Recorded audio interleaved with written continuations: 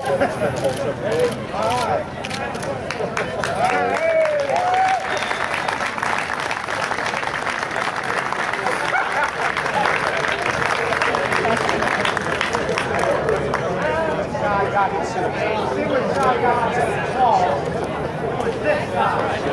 is the combination of a lot of work by a lot of people. That people had a vision and belief that we could be better, that we had to train to higher skill levels.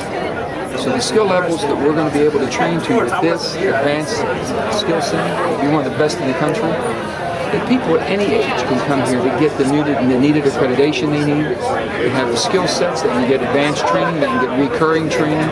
Everything's going to be available. And you know, with the jobs markets that are changing so rapidly, and the needs that we have for the workforce to be skilled at levels, not just a 4-year college degree, but so many people that don't go to 4-year and don't need to go to get a 4-year degree, but they've got to have a certain amount of skill sets. And this is what this is about. That's what community technical college is about. That's what Pierpont. But to have this in our backyard is unbelievable. Earlier today you mentioned that you were hoping that almost West Virginia could be country. I think we can. I really do, because basically, if you truly put your best foot forward and understand your responsibility for education, but you got to make sure the results are there. You can't. We have more dropouts than ever. 30% of the kids in American schools drop out. And they drop out, they're dropped out. You might get a few back, get a GED, you might get a few success stories where they go on and get higher degrees, but mostly they drop out. You can't have that happen. And these are not kids that don't have capabilities or abilities to learn. They're just not interested in the cores that we're teaching.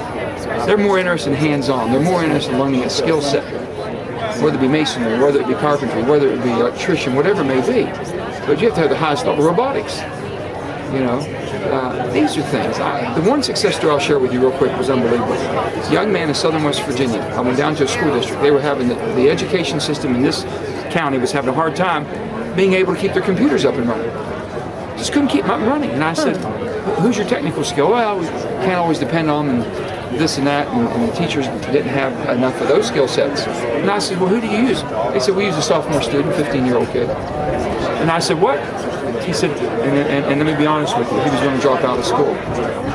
He wasn't being challenged, and he wasn't being basically left to do the things that he loved and could excel at.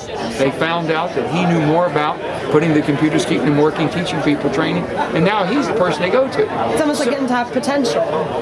Well, how many kids in 8th grade think, this is not where I want to be? I like to learn a trade. I want to be a mechanic. I want to be a bodywork person. Why not at that point get them early enough to transitioning in to basically a skill set that will take them through their life? The potential, what direction, being able to have this type of a skill center right here in our backyard where they can go and get this advanced training. These are things we're looking for.